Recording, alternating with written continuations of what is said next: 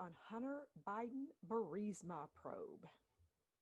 Let's take a look at those various financial ties the Biden family has, with China and Russia and so on and so forth. Alleged to have had, we'll say.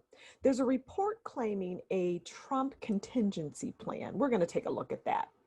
The Senate could start the process of nominating the next SCOTUS as early as October 12th.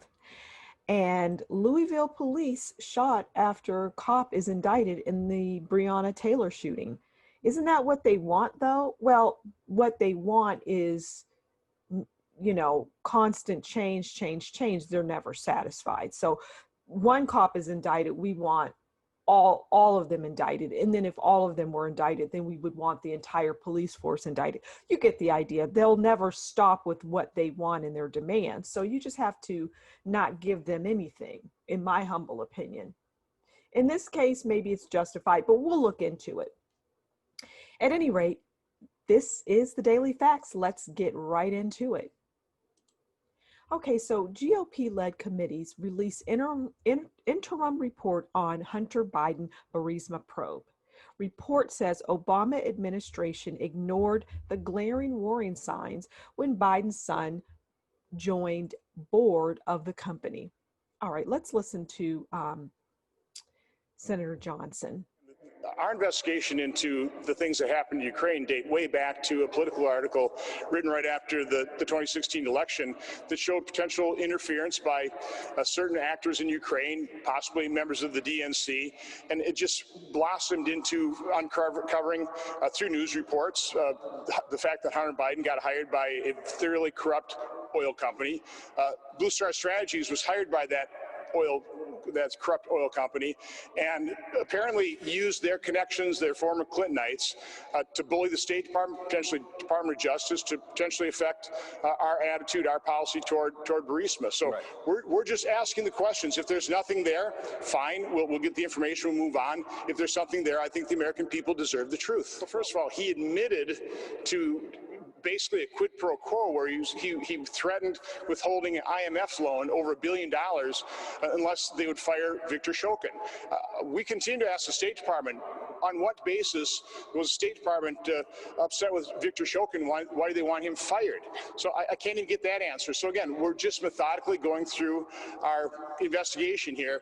And by the way, I didn't want to turn this into a big deal. It's Democrats that objected to my first subpoena of Andrei Teleshenko.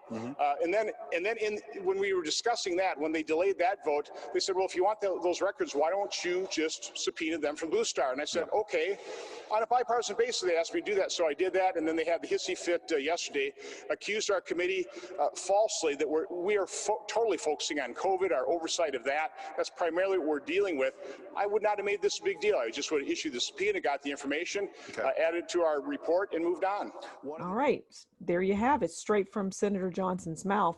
All right, let's get into the article. The Senate Homeland Security and Finance Committees on Wednesday released an interim report on their months-long joint investigation into Hunter Biden's role on the board of Ukrainian natural gas from Burisma Holdings and his alleged extensive and complex financial transactions. Now, Hunter Biden, I mean, he doesn't appear to be the sharpest tack in the box, right? He's not the sharpest tool in the shed or the brightest bulb in the lamp. You get the idea. He's not a bright, intelligent person. At least that's what I hear. And, my saying is where there's smoke, there's fire. So you tend to believe that. So you just wonder, why is he involved in all of these things? But let's keep going. Homeland Security Committee Chairman Ron Johnson, Republican of Wisconsin, and Finance Committee Chairman Chuck Grassley, a Republican of Iowa, said their investigation has faced many obstacles from Democrats on their committees and that executive agencies failed to comply with document requests. Well, I'm not surprised that the Democratic side would, not be all of that inclined to investigate. I mean, in my humble opinion, a lot of them are crooks.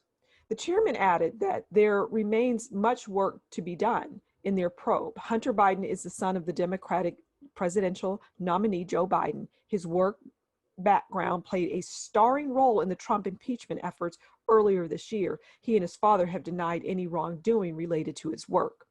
Yeah, that was, he did come up during the impeachments, and President Trump is always saying, "Where's Hunter? Where's Hunter?" You know, I mean, we do want to know where Hunter is and what is he doing, and has that money flow been shut off? Has that spigot been turned off? The 87-page report stated that Obama administration officials knew that Hunter Biden's position on the board of Burisma was problematic and that it interfered in the efficient execution of policy with respect to Ukraine. Okay. The investigation has illustrated the extent to which officials within the Obama administration ignored the glaring warning signs when the vice president's son joined the board of a company owned by a corrupt Ukrainian oligarch, the report's executive summary stated. Well, we really don't even need to continue because we already know that there is an investigation going on. I mean, it's just unbelievable what this family, is alleged to have done. I'm going to leave you with a couple of clips. One is Rudy Giuliani, former mayor of New York. He has a podcast and he talks a little bit about the Burisma investigation, or his investigation. And also we'll leave you with that clip, that infamous clip of Joe Biden talking about firing, that certain prosecutor. All right, we'll play that clip and I'll see you on the other side for the next article. Biden's own admission. I've showed you the testimony of Shokin. I've showed you the money laundering document that is a smoking gun showing that their crime of money laundering was committed. Shows you other documents that corroborate the fact that this happened. And then they say, Biden people say, Hunter was not a subject. That's why I showed you the money laundering document twice. I wanted to show you right in the file. It says that Hunter is a subject. When we go on later and we go through the entire file with Mr. Durkesh, you're going to see there's no question that Hunter Biden was a subject. And then Biden says, Biden people say, oh, Biden got rid of Shokin because Shokin was corrupt. Since when did Joe Biden get so interested in corruption in Ukraine? Example. He was so interested in corruption in the Ukraine. How did he have his son working for the crookedest guy in the Ukraine, Zlochevsky, and paying him millions and millions and millions? How did that happen? Oh, he says, I didn't know. No. A New York Times article, right here. New York Times article by a gentleman named James Risen, who now I think regrets having written it. And as back in November 8th, 2015, before any of the bribes happened, it explains this very, very relationship. It explains that Hunter Biden is being employed by Mr. Zlochevsky and Burisma Holdings, and that Hunter Biden has no qualification job. He's got some things that would suggest that he shouldn't have a job like this. In 2014, I'm reading from the article now, he was discharged from the Navy after testing positive for cocaine use. He received a commission as an ensign in 2013, and he served as a public affairs officer. I mean, it also raises the question, he was over 40 years old. How did he get in the Navy? I was, not but it just happened to be, that was the assignment I got.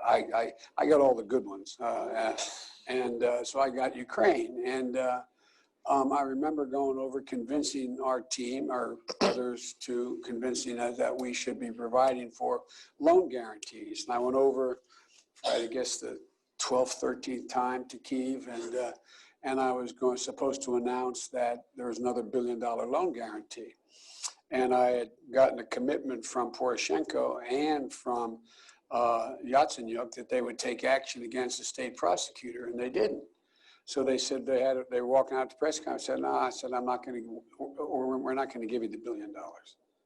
They said, you have no authority. You're not the president. The president said. I said, call him. I said, I'm telling you, you're not getting the $1 billion.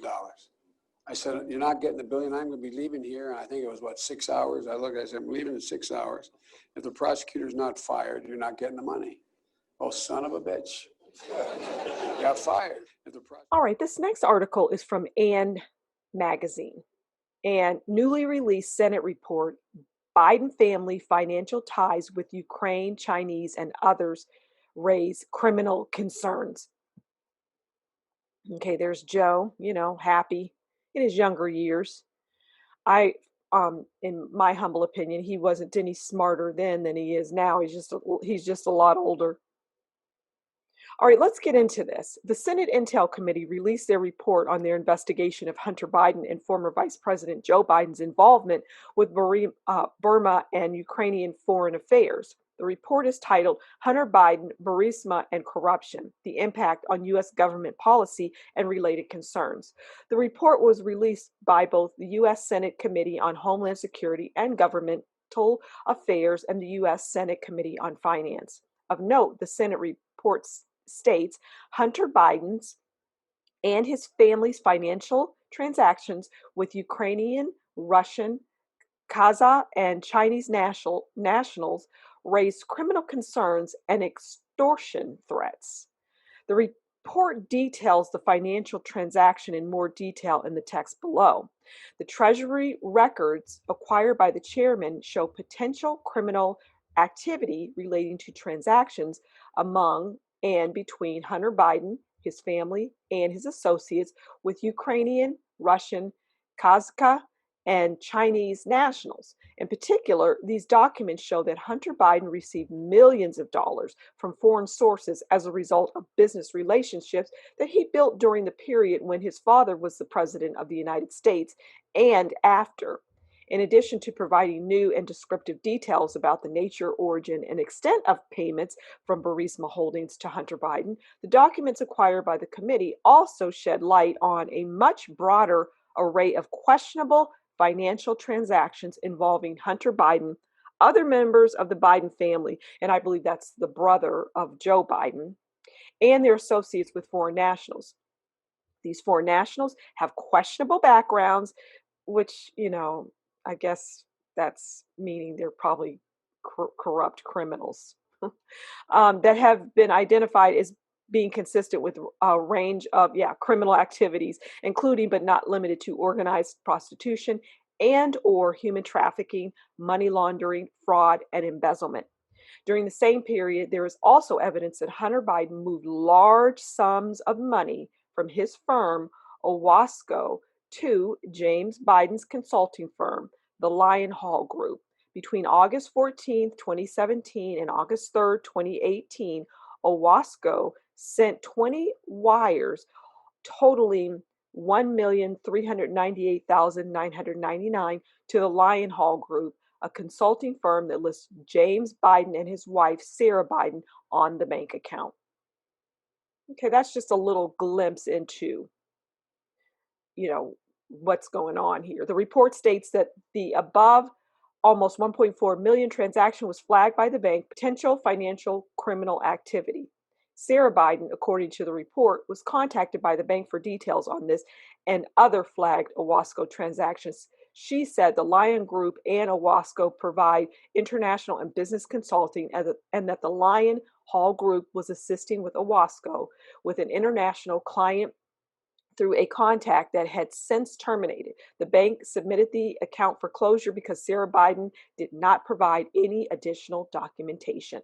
And I find it interesting that the woman is involved, the wife. Usually, like they plead ignorance, right? They don't know what's going on. Watch Sopranos and how his wife always didn't know what was going on, but did know what was going on, in my humble opinion. But in this case, she's out there answering phone calls, but the account was shut down. So this is a pretty interesting article. These are key findings here. And I'm not going to read through all of them, but I find it fascinating that this is going on. I might do a separate video on this just so people have an understanding of what's happening. So there you have it. Just a little glimpse into their alleged financial ties. All right, this next article is from The Week. The Trump campaign is reportedly discussing contingency plans to bypass election results. They're going to bypass election results. Now, we know that they're not trying to do that. We know that's not true, but let's get into the article. President Trump's campaign is discussing contingency plans that would involve bypassing the result of November's election, reports The Atlantic. The report delves into possible scenarios if Trump apparently loses the 2020 presidential election. What? If Trump apparently? What? That doesn't even make sense. First of all, he's not going to lose. Second of all, people think there's just going to be this unbelievable tie-up that's going to have us waiting and wondering who the president is, who won. It's going to exceed what happened with Gore and Bush, with the hanging chads and all of that. It's not, in my humble opinion. I don't see that happening. I see it being pretty swift, and I see President Trump winning again. The campaign would reportedly assert that this step was necessary due to claims of supposed voter fraud, which experts have noted is extraordinarily rare ahead of the safe harbor deadline to appoint 530 electors on December 8th. So I did a piece a while back on voter fraud, and there was an individual who his job was to conduct voter fraud, and he used a lot of transient people. That was just an example of how they were, committing fraud. And he would get these transient people to vote for the candidate that he wanted, to get into office. And he would pay them in various things. That's just one example of using transients. This person would wake up and go to bed dreaming about how he was going to get his candidate into office, and he did.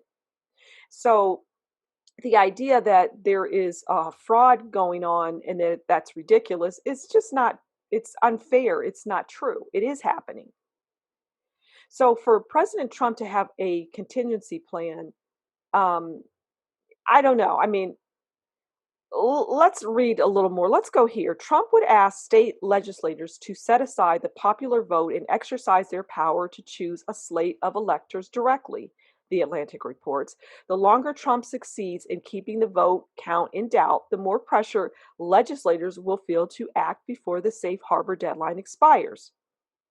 A Trump campaign legal advisor who spoke to The Atlantic said that in this scenario, the state legislators will say, all right, we've been given this constitutional power. We don't think the results of our own state are accurate. So here's our slate of electors that we think properly reflect the results of our state. This potential scenario is just one part of the broader piece in which experts warn conditions are ripe for a constitutional crisis.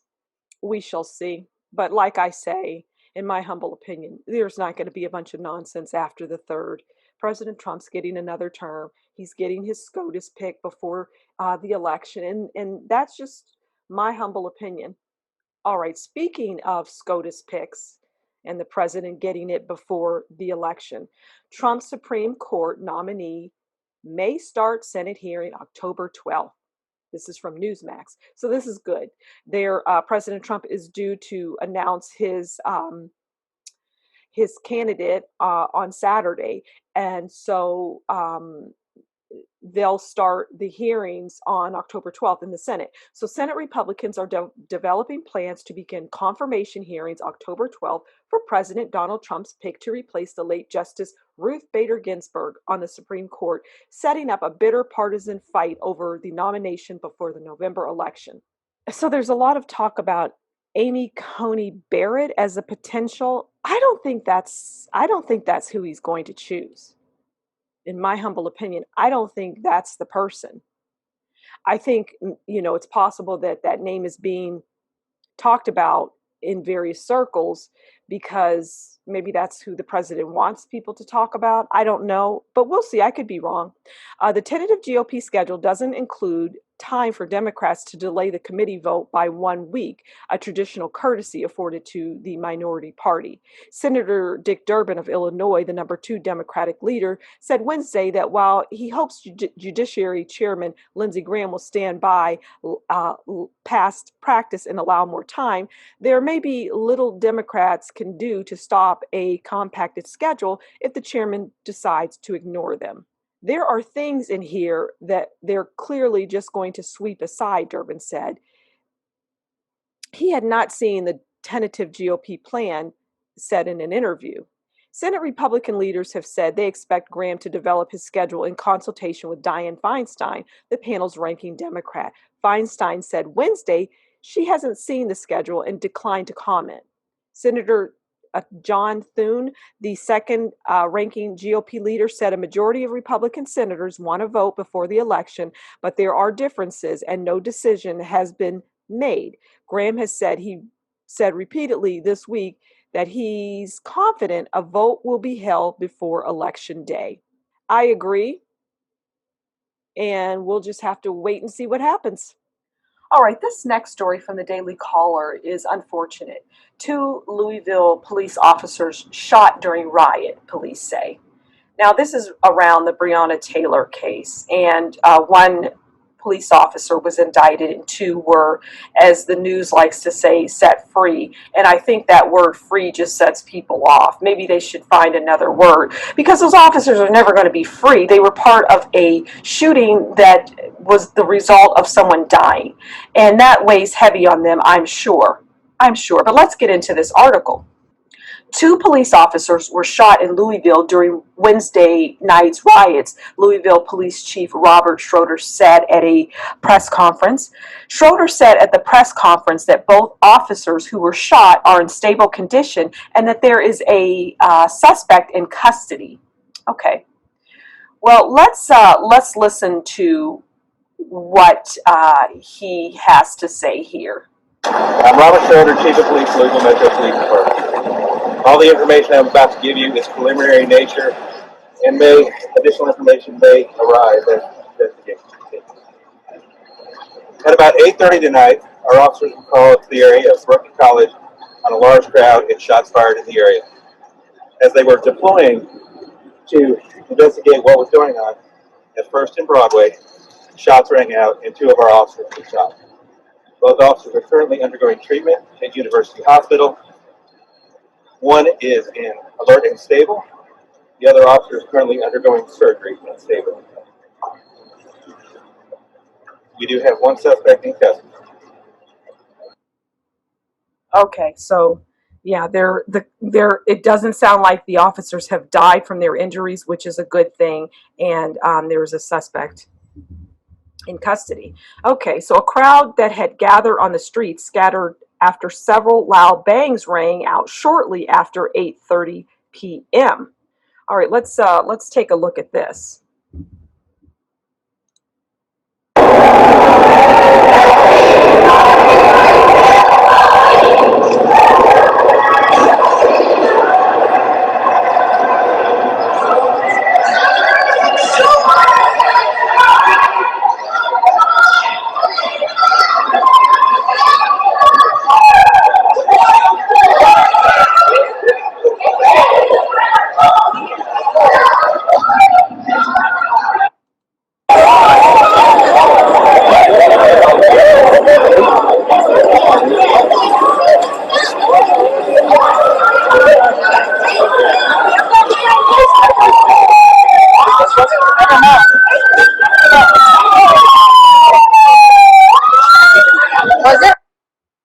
Okay, it looks like the people are just a little confused, and the police have come on the scene. So, FBI Louisville later said on Twitter that the FBI Louisville SWAT team was responding to an LMPD officer who was shot. Okay, so that's what had occurred. Although it's as of yet unclear how many shots were fired, both police radio communications and reports from journalists on scene say multiple gunshots were heard at approximately 8:40 and 9 p.m. Yeah, protests and riots erupted Wednesday in Louisville following the announcement that one officer had been indicted on charges related to Breonna Taylor's death. The crowd set multiple fires across the city and broke windows as they marched. The city put in place a curfew from 9 p.m. to 6:30 a.m. All right, this is a developing story. So, like I said at the beginning, my intro about how you give them, okay, so one officer was indicted, but that's not enough. We still really we just want to riot. We don't really even care that this person has been killed. That's secondary to what we want to do, which is just get out here and be, disrupt and riot and protest. That's really what it's about, because we got an officer, right? And he's innocent until proven guilty. So I'm sure there will be a trial, and we'll just have to wait and see what happens. But like I say, it's like the blob. I liken BLM and Antifa and these crazy people like the blob. They just keep rolling over things and collecting stuff, and they're never satisfied. They just have to keep on being fed and eating. They're never happy, and they just grow and grow, and they're just an infestation. That's it. BLM and Antifa and their ilk are the blob. So thanks for stopping by the Daily Facts. Do like, share, subscribe, and leave a comment below. We'll talk again soon. Bye.